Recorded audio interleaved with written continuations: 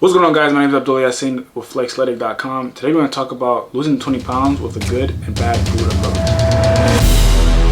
Before we get to the good and bad food approach, I want you to understand weight loss. Losing weight comes down to burning more calories than you're consuming. So that means that you're in a calorie deficit. First things first, you need to understand what a calorie deficit is. So firstly, that means that you're just burning less calories than your maintenance. So your maintenance calories is what's going to help you stay the same way that you are. If you eat lower than that, you'll start to lose fat, and this is without the gym. Before we go into the good food, bad food approach, I want to talk about the pyramid of change. Number 1 is energy balance, calorie intake, and the rate of body weight change. Level 2 is micronutrients composing to your diet. Level 3 is micronutrients and water intake. Level 4 is nutrient time and frequency.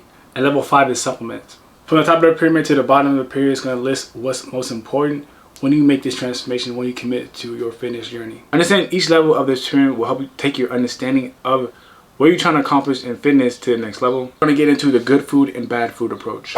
Alright, so when we talk about good food and bad food approach, we need to understand that it's not particularly good for your mindset. Because we need to understand that, of course, there are foods that are more nutritional, highly nutritional, right? There are more minerals, more vitamins, which will be healthier for you. And there are foods that have, with empty calories, right? More calories, not as much nutritional dense, a lot of fats, right? This may be something that is considered a bad food. But having a mindset of good food, bad food approach, it is not going to be sustainable for you. And as far as your mindset, it can cause you to create eating disorders. It can cause you to have a negative approach towards food. And it's just not sustainable in the long run. So what I'm trying to tell you is that you can still eat your cookies, you can still eat your sweets, you can still have the so-called bad food and lose 20 pounds. So let's shift in that mindset. I'm gonna go over 5 steps that's gonna help you shift that mindset, and going forward we'll see a different perspective on how you can start to eating to your goals instead of eating towards an unsustainable lifestyle.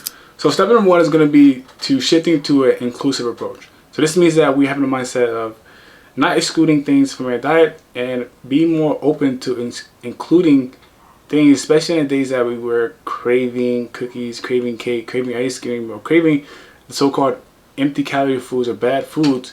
We can still include that into our diet as long as it falls within our calorie range, as long as it falls into moderation. We don't want to overeat, we don't want to overconsume. We want to make sure that we're getting all the fibers, all the vitamins, all the proteins, all the amino acids, everything else in beforehand, where we can include a small piece and still enjoy that sweet, our favorite food into your diet.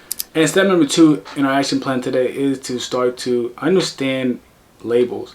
A lot of you guys don't really look at the labels, don't really watch the labels, or don't really look at it and understanding that there are serving sizes on these labels. So it might be 1/4 cup, 1/3, whatever it may be. We don't want to go over that serving size. Otherwise, we're going to be eating unwanted calories, thinking that we only ate 100 or 200 calories when we realistically eating the entire bag. You ate 400, 500, 600 calories in one sitting, and it was not the right amount of calories, was not the nutritional or the good food, right, that we so call it.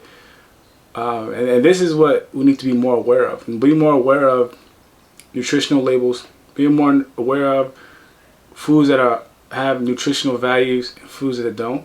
And when it comes to foods that don't have nutritional values, this might be our emptier calories. These are our empty calories. These are foods that are high in fats, highly processed foods, and are not really healthier for you. But we need to start looking at the labels and be like, okay, I want to add this bad food.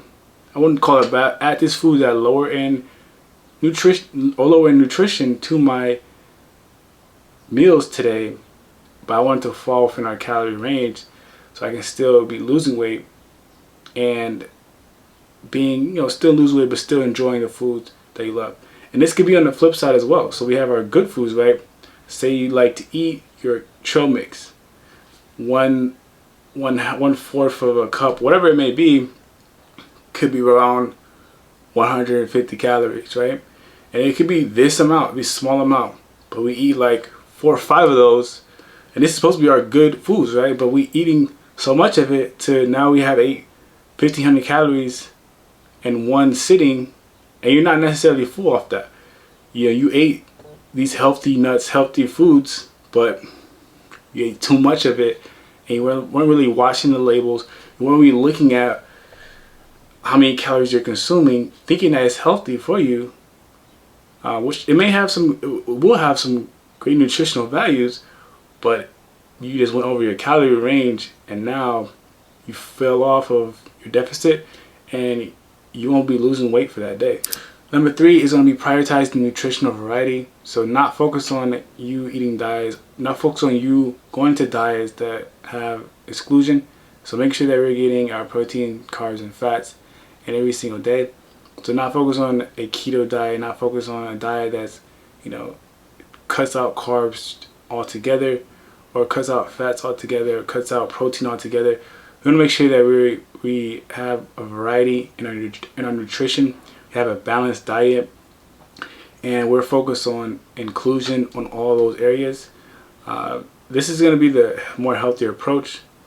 The other approaches could have drastic effects on your health, on your skin, on your gut health. So having a balanced diet of protein, carbs, and fats, it's been scientifically proven to do wonders with your gut health, do wonders with your skin, do wonders with your health. But not going over your calorie intake is what's going to make sure you maintain your healthy weight.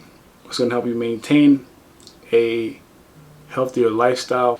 Number 4 is going to be practical implementation. So this means that we are planning out our days. We start to meal plan. We have our foods that we want to eat or we need to eat that's going to be within our calorie range. That's going to help us build muscle, stay within our calorie range. So we do this by meal prepping throughout the day. But this also means that we can include our favorite foods, include foods that are not within our, so-called good food standard. We can add that in, and the best way to add that in is by weighing out that food that you want to eat, or reading the label, making sure that you're having a set day or having a set time to where you're going to be eating this food, and you know that it's going to fall within your calorie range, but not really hurt you, but you can still have enjoyment and have an enjoyable process instead of excluding it altogether. We prioritize and calculate and have a strategic plan on how to get there, and this is the best approach. Number 5, we want to talk about long-term sustainability. So this means that we're having a long-term mindset. We're not really going into this thinking about how we're going to get to losing 20 pounds by next week. We want to have a long-term sustainability mindset, thinking of how can we sustain this healthier change for 1 year, 2 years, 5 years by, like I said, going through the first 4 steps, making sure that we have an inclusive mindset, making sure that we incorporate variety, making sure that we incorporate a schedule, a plan, making sure that we're meal prepping, making sure that we're doing everything possible to stay on track and make sure that, not excluding foods, but including our favorite foods as long as it falls within our calorie range, so we can have a more enjoyable process. All in all, guys, just make sure that we're being more conscious about what the foods that we put into our body, that we're being more aware of, being more vigilant about the nutritional labels, understanding that there are things that's called empty calories, understanding that there are serving sizes, and we need to be aware of those, whether it's good foods or bad foods. And we need to make sure that we understand how many calories that we need to eat for us to reach our goal, if that's building muscle or losing weight.